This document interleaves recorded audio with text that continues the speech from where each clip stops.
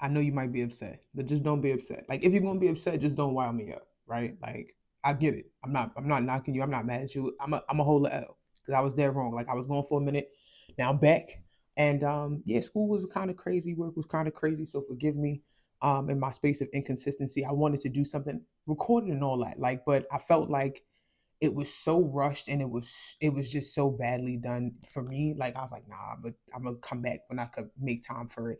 And I think I'm glad that I did because I still want to have this conversation and I want to have a few conversations. I actually have topics, I have notes and everything else, but we're gonna start with the first thing being this glowing Meg conversation, right? So we saw all of the unraveling. I'm gonna put my little blue lights on because I definitely got lights in my face. We saw all of the unraveling, right?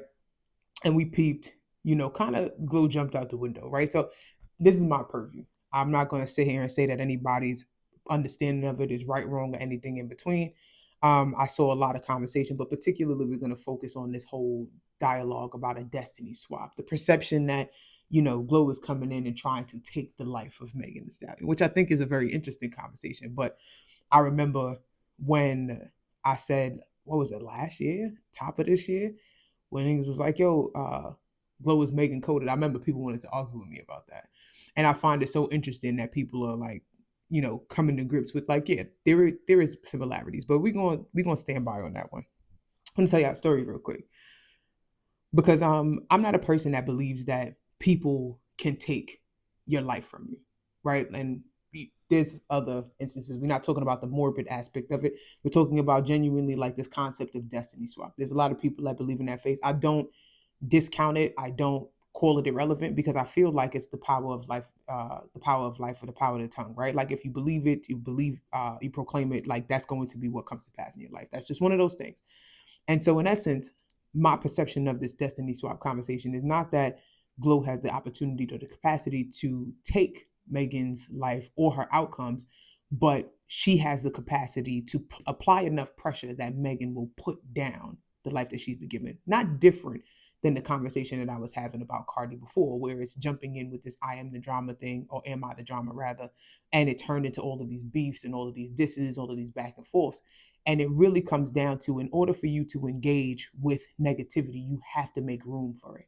And if you make room for it, you've in turn given up your destiny. And that's what the swap, in essence, is. Because if you put it down, there's no guarantees that you could pick it up and pick up from where you left off, or it will be the same thing. So this is the rhetoric or the dialogue I want to jump into. But going back to the notion of, I got a story about this. So some time ago, mad years ago, I was a YB, right? Like I was a teenager, and I had this friend. Me and this person is no longer friends, right? Like when, yeah, so I tell you all the time, I'm from the town, right? Like so, I grew up in New York City. I grew up in Brooklyn in particular, and one of the things kids in the hood do is like we be sitting outside regular. Like, of course, everybody goes outside everywhere, but it's just a little different when you're in the hood. Like you got benches and parks and all that other stuff. And we would kind of sit around and congregate in certain spaces and whatnot, but we was all cool. It was always love, and we did what we could with the resources that we had, more or less, right? So short version of it is that it was a gang of us. We used to all chill out.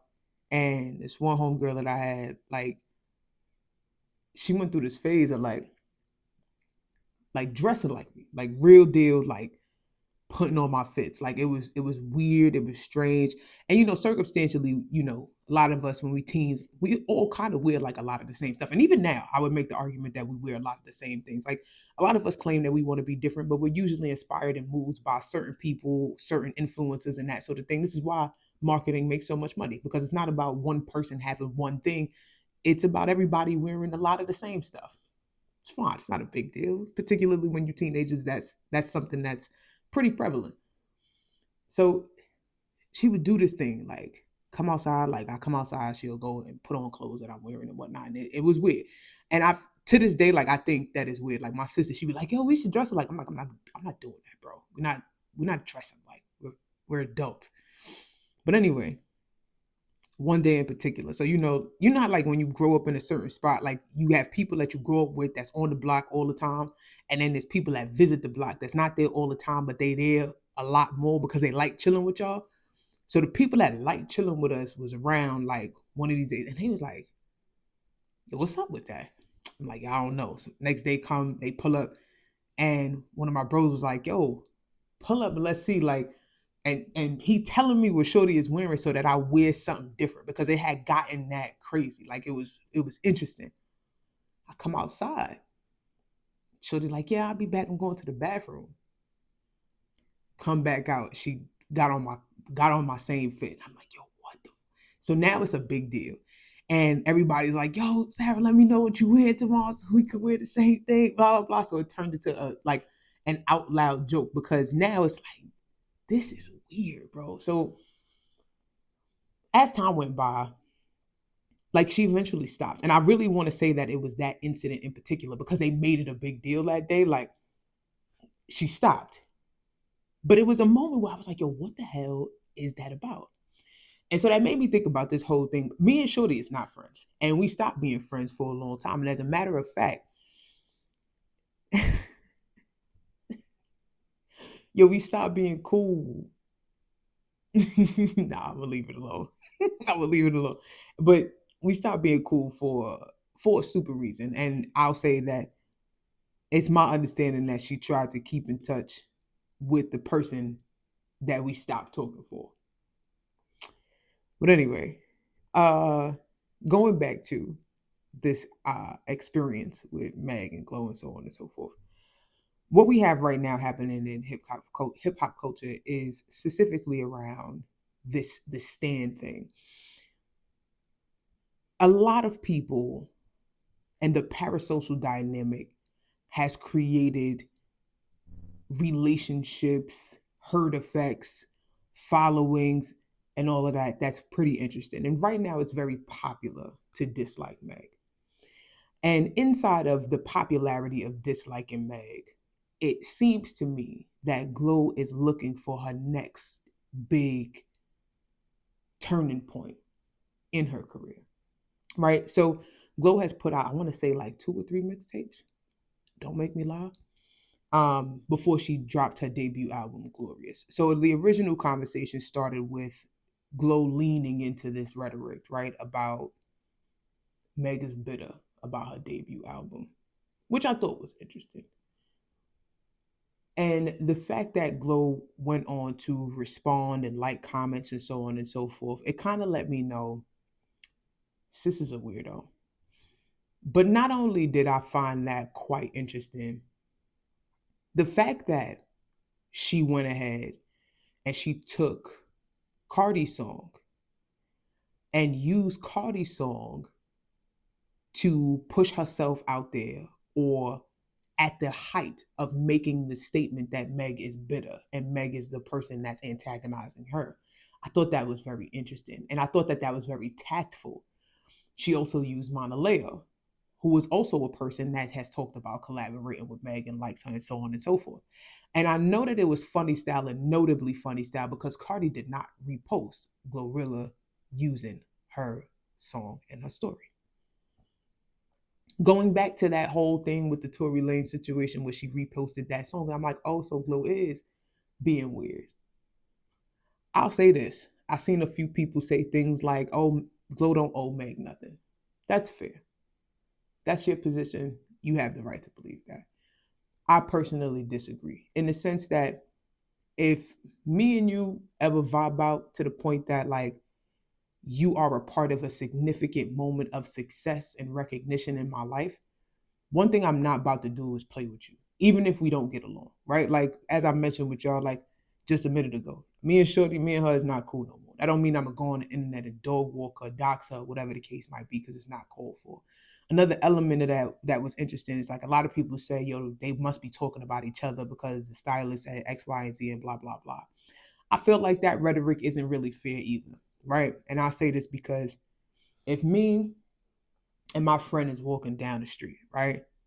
Or me and my friend is cool, you and your friend is cool, we was all cool at one point, and now we're not, right? It's just what it is.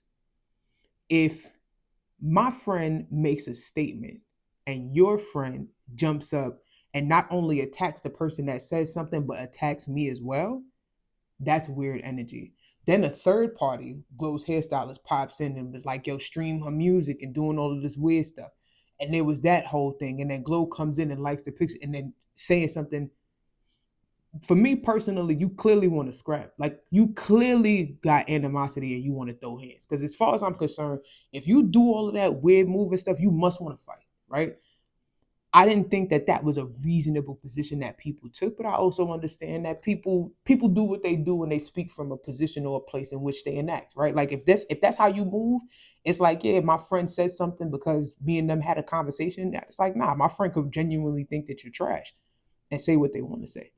That don't mean I ain't say nothing to you. But if you say something to me, you must want smoke, especially if I ain't say nothing to you. So I find that to be particularly interesting.